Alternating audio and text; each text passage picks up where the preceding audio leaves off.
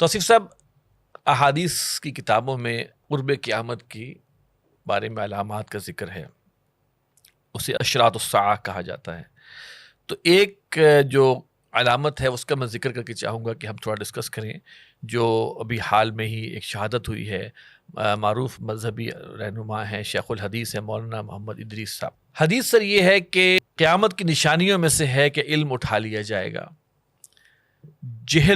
جہالت عام ہو جائے گی، شراب بکثرت پی جائے گی اور زنا ظاہر ہو جائے گا. 3 علامتیں جو بات کی ہیں ان کا ہم کبھی بھی اور بھی ذکر کر سکتے ہیں، لیکن علم اٹھا لیا جائے گا. اچھا، اس حوالے سے ایک اور حدیث جو نبی اکرم صلی اللہ علیہ وسلم کی ہے کہ علم اٹھا لیے جانے سے کیا مراد ہے. جی. تو آپ صلی اللہ علیہ وسلم نے فرمایا کہ بے شک اللہ علم کو اس طرح نہیں اٹھاتا کہ لوگوں سے کھینچ لے، لوگوں کے اندر سے کھینچ لے، یعنی اپنے بندوں کے سینوں سے براہ راست نکال لے، بلکہ وہ علم کو ایسے اٹھاتا ہے کہ علماء کو اٹھا لیتا ہے.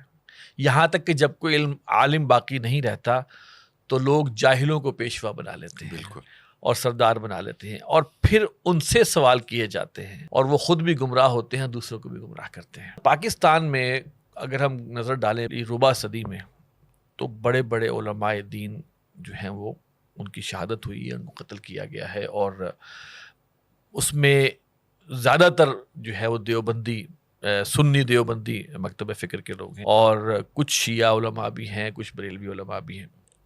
ان کو سیکٹیرین کے حوالے سے، جس کو فرقہ واریت کے حوالے سے کہا جائے، مارا جاتا ہے. بھارت کی کوئی انٹروینشن ہے کہ وہ لڑوانا چاہتا ہے شیعہ سنی کو، اس حوالے سے ان کو مارا جاتا ہے. فلم بھارت تو چاہے گا ہی، استعمال تو ہم خود ہی ہو رہے ہیں نا. پھر اس کے بعد اب جو ایک فتنہ ٹی ٹی پی کی شکل میں، خوارج کی شکل میں فتنہ آیا ہے، اب وہ ان علماء کو چاہتا ہے کہ ان کی آواز بند کی جائے جو کسی طرح بھی پاکستان کی بات کرتے ہیں، حمایت کی، اور اس کے تئیں جو پاکستان کی افواج ہیں ان کی تائید کی بات کرتے ہیں کہ ان کے ہاتھ مضبوط کیے جائیں.